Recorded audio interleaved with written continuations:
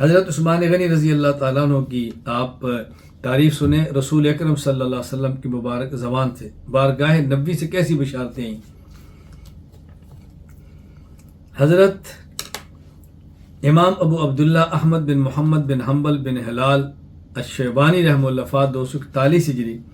فضائل صحابہ احمد بن حنبل میں فرماتے ہیں، ابو امامہ رضی اللہ عنہ فرماتے ہیں کہ رسول اللہ صلی اللہ علیہ وسلم فرمایا، ان اشد هذه الامت بعد نبیها حیاء عثمان بن عفان، پیغمبر کے بعد اس امت کا سب سے بڑا با حیا انسان وہ عثمان بن عفان ہے۔ امام مسلم بن حجاج القشیری النشاپوری رحمہ اللہ وفات 261 ہجری، صحیح مسلم باب فضائل عثمان بن عفان حدیث نمبر 6287 لکھتے ہیں، امی عائشہ رضی اللہ تعالی عنہ نے فرمایا، رسول اللہ صلی اللہ علیہ وسلم فرمایا، الا استحیی من رجل تستحیی منہ الملائکہ، میں اس عثمان کا حیا کرتا ہوں جس کا حیا ملائکہ بھی کرتے ہیں۔ امام ابو محمد جمال الدین عبد الملک بن حشام بن ایوب الحمیر المعافی رحمہ اللہ وفات 213 ہجری، السیرۃ النبویہ لابن حشام تحت بیت رضوان لکھتے ہیں کہ ابن اسحاق فرماتے ہیں، عبداللہ بن ابو بکر نے مجھے فرمایا کہ رسول اللہ صلی اللہ علیہ وسلم کو جب یہ بات پہنچی کہ عثمان کو شہید کر دیا گیا ہے، حدیبیہ میں جب خبر پہنچی آپ نے فرمایا، لا نبرو حتی نناجز القوم، ہم یہاں رہیں گے، یہاں سے واپس نہیں جائیں گے جب تک مشرکین سے عثمان کے خون کا بدلہ نہ لیں۔ فدعا رسول اللہ صلی اللہ علیہ وسلم الناس الی البیعہ فکانت بیعۃ رضوان تحت شجرہ، حضور نے تمام صحابہ سے اس موضوع پر بیعت لی۔ امام ابو عبداللہ محمد بن عبداللہ بن محمد الحاکم رحمہ اللہ وفات 405 ہجری، المستدرک علی الصحیحین فضائل امیر المومن ذی النورین حدیث نمبر 4536، حضرت جابر بن عبداللہ رضی اللہ عنہ فرماتے ہیں، بینما نحن فی بیت ابن حشفہ فی نفر من المہاجرین، ہم ایک جگہ پہ بیٹھے تھے ابن حشفہ کے گھر میں، وہاں کون تھے؟ ابو بکر، عمر، عثمان، علی، طلحہ، زبیر، عبد الرحمن بن عوف، سعد بن ابی وقاص رضی اللہ عنہ، یہ اجل صحابہ تھے۔ اور حضور نے کیا فرمایا لینہز کل رجل منکم الی کفئہ، اللہ اکبر، یہ لینہز کل رجل منکم الی کفئہ، تم میں ہر شخص اپنی حیثیت کے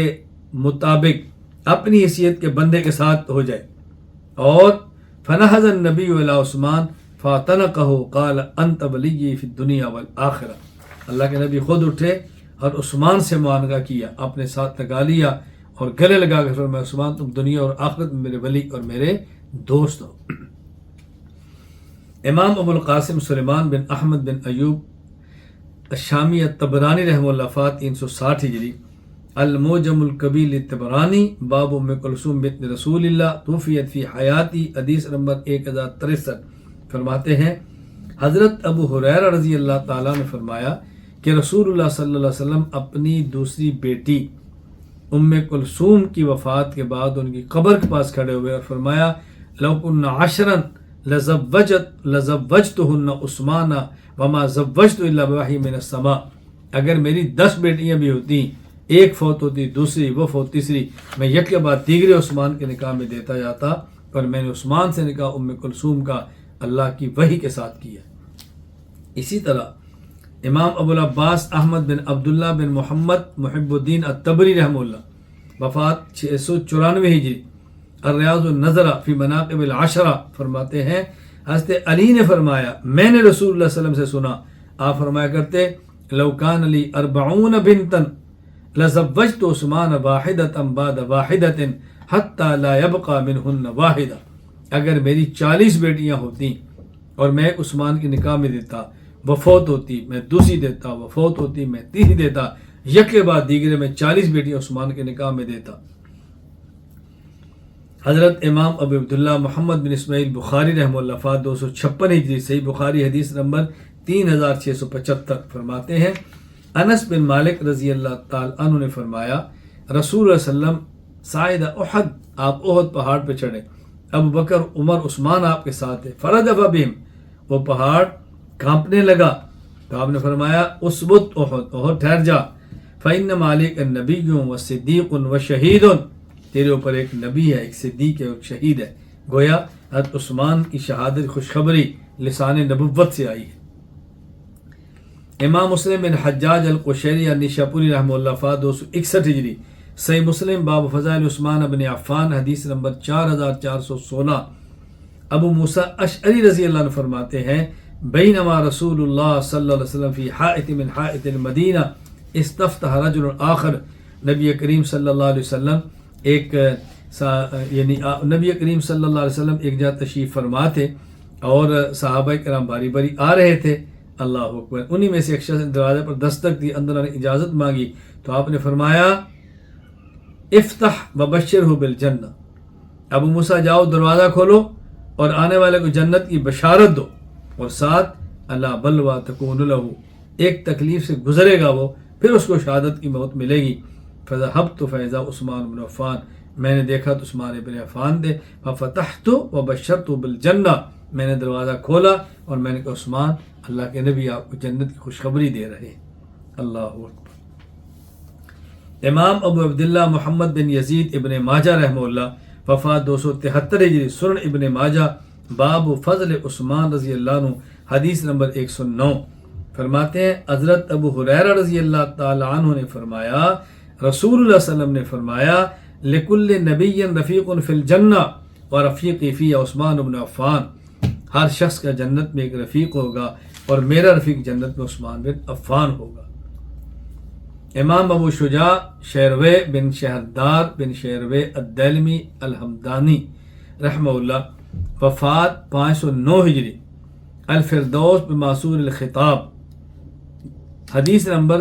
7034، اس کے اندر ارشاد فرماتے ہیں حضرت عبداللہ بن عباس رضی اللہ عنہما نے فرمایا رسول اللہ صلی اللہ علیہ وسلم فرمایا واللہ لیشفعن عثمان فی 70,000 من امتی من اہل الکبائر ممن قد استوجب النار حتی یدخلہم اللہ الجنہ، میری امت کے 70,000 وہ آدمی جو بڑے بڑے گناہ کرتے ہوں گے، جہنم ان کے لیے واجب ہو چکی ہوگی، اللہ عثمان کی شفاعت سے ان کو جنت میں داخل فرما دے، اللہ اکبر۔ امام ابو محمد عبد الرحمن بن محمد بن ادریس بن منذر التمیمی الحنظلی رحمہ اللہ وفات 327 ہجری، تفسیر القرآن العظیم لقد رضی اللہ عن المؤمنین، اس آیت کے تحت فرماتے ہیں اللہ کے نبی نے فرمایا ہنی ابن عفان، اس موقع پر جب رسول اللہ صلی اللہ علیہ وسلم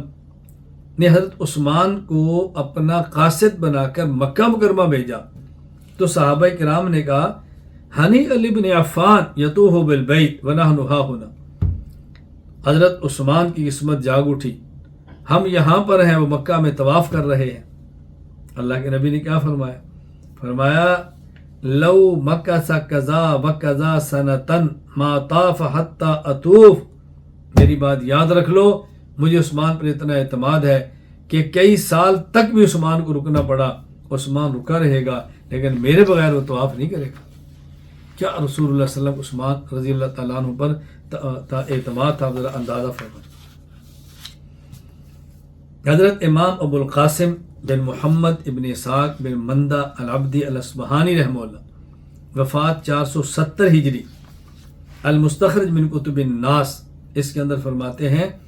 عبداللہ بن عمر رضی اللہ تعالی عنہما نے فرمایا رسول اللہ صلی اللہ علیہ وسلم نے فرمایا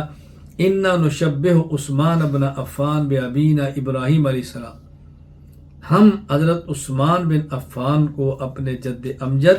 حضرت ابراہیم کے مشابہ سمجھتے ہیں، یعنی شکل و صورت میں یہ حضرت ابراہیم کے مشابہ، بلکہ اس سے بڑھ کر امام عبد الرحمن بن ابو بکر جلال الدین سیوطی رحمہ اللہ وفات 911 ہجری، تاریخ الخلفاء الخلیفۃ الثالث کے تحت لکھتے ہیں حضرت عائشہ رضی اللہ تعالیٰ نے فرمایا کہ جب رسول اللہ صلی اللہ علیہ وسلم نے اپنی بیٹی ام کلثوم کا نکاح حضرت عثمان سے کیا تو آپ نے فرمایا ان بالک اشبہ الناس بجد ابراہیم و ابی کا محمد، ام کلثوم تیرا شوہر لوگوں میں مشابہ ہے تیرے جد امجد ابراہیم کے اور تیرے والد محمد کے صلی اللہ علیہ وسلم. سبحان اللہ. پھر نبی کریم صلی اللہ علیہ وسلم نے عثمان کے حق میں فضائل، بشارتیں، اور جو بدبخت حضرت عثمان رضی اللہ تعالی عنہ سے بغض رکھتا ہے اس کے بارے میں آپ کا طرز عمل کیا تھا. امام ابو عیسیٰ محمد بن عیسیٰ بن سورہ ترمذی رحمہ اللہ، وفات 279 ہجری،